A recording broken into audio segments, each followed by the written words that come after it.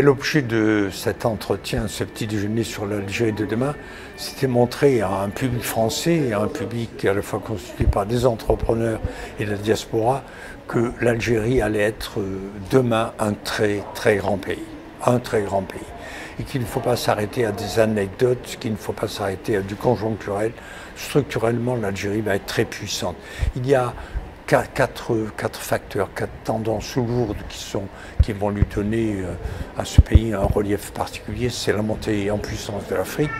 Et si l'Afrique monte en puissance, eh ben, l'Algérie se trouve l'interface avec le Maghreb, entre l'Europe et l'Afrique. Et le forum France et le forum Algérie-Afrique, le 4, 5, 6 décembre a été un grand succès. Moi, je suis sorti étourdi de voir la puissance de 4-5 000 personnes. Je n'ai jamais vu ça.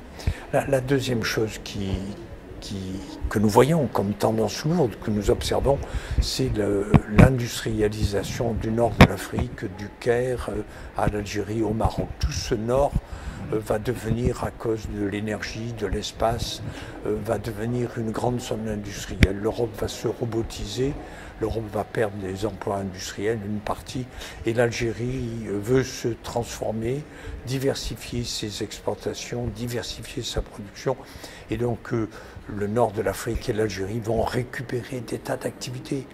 Et ces activités, plutôt que de décliner en Europe ou de partir en Asie, elles vont venir là. Et donc se constitue au sud de l'Europe une grande zone industrielle de 150 à 200 millions de travailleurs.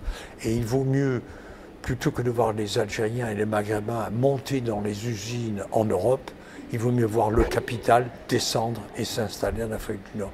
Et cette tendance est très fortement ancrée parce que les industriels européens qui sont obligés de travailler sur la qualité sont en train de compacter leur chaîne de valeur.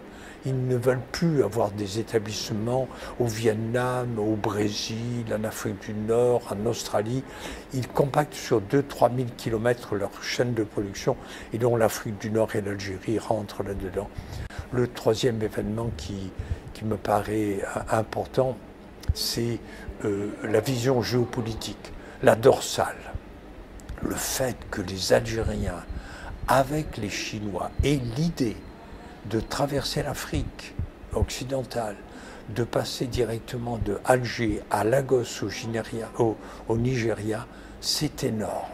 Si l'Algérie, en 4, 5 ans, 6 ans, permet à tous les industriels européens de venir à Alger chercher le nouveau port et de descendre les produits pour les transformer, les adapter et descendre jusqu'au centre de l'Afrique, au Tchad, au Niger, au Mali et au Nigeria, cela évite aux produits de faire tout le tour de l'Afrique en bateau.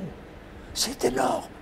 Si l'Algérie fait rapidement cet investissement avec les Chinois, alors ils auront, par rapport à l'Égypte et par rapport au Maroc, ils auront acquis une position géopolitique importante. Et puis le dernier élément qui me surprend, c'est que parmi toutes les diasporas, la diaspora vietnamienne, la diaspora marocaine, la diaspora tunisienne, libanaise, la plus turbulente, la plus créatrice, la plus nombreuse, la plus concurrentielle, compétitive, c'est la diaspora algérienne. Ils bougent, ils bougent, ils bougent.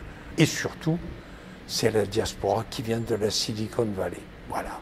Il y a là-bas 200 à 300 Algériens qui ont fait fortune, qui sont très forts, qui sont dans les nouvelles technologies, qui sont dans les robots numériques, qui sont dans les big data, qui sont dans la modernité. Si cette diaspora algérienne vient en Algérie, qu'on leur offre des technopoles à diriger, c'est un gain de temps et un accroissement dans la modernité assez extraordinaire. Voilà, monsieur, les 4 raisons pour lesquelles je crois que l'Algérie va être un grand pays avec lequel il va falloir compter.